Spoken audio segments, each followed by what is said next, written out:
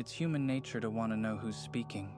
It doesn't really matter, but the brain can't help wondering. If they don't say, it creates a mystery. At this point in our history, it should be possible for an individual to build a self that is not simply the outcome of biological drives and cultural habits, but a conscious, personal creation. Once people start wondering, they need to know. Mysteries are intriguing. They're unsettling. That's a problem, if you really want to be anonymous. If you defiantly refuse to say who you are, it can make people angry that you're upsetting social reciprocity. You know who they are, but they don't know who you are. It feels rude. An obsessive personality might make it their damn mission to figure out who you are. You don't want that. So for real anonymity, don't create a mystery. Create a believable persona. Then nobody will wonder. If you don't want any attention, just pick a very common name like Mary Kim or Adam Johnson. Use an AI face generator to create a completely believable face to match your new name. Download it once and use it everywhere. Run it through face aging software to use this same persona for the rest of your life.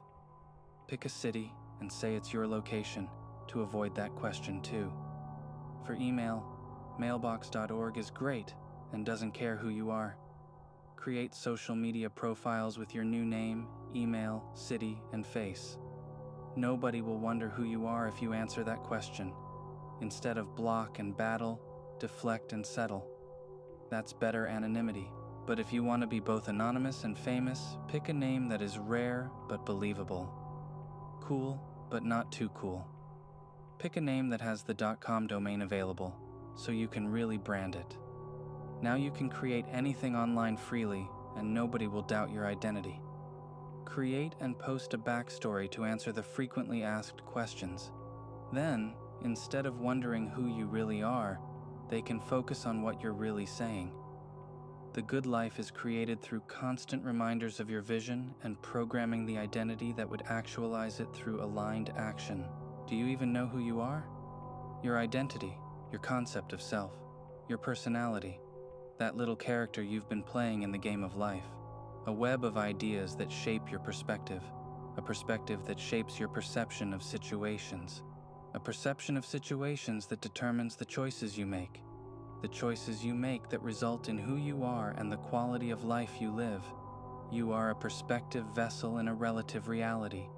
Your perspective can be expanded or contracted, absorbed in a task or at one with life, manhandled by an emotion or drowning in a sea of familiar future events. Every day, zoom out and remind yourself of what you don't want. You don't need to focus on what you want, because that will make itself apparent through your choices. Hold that frame at the top of your mind. Do not allow distractions to penetrate it. Anytime a choice comes up, zoom out and align. If you understand entropy, you understand that by doing nothing with your life, you choose to slowly drown in chaos.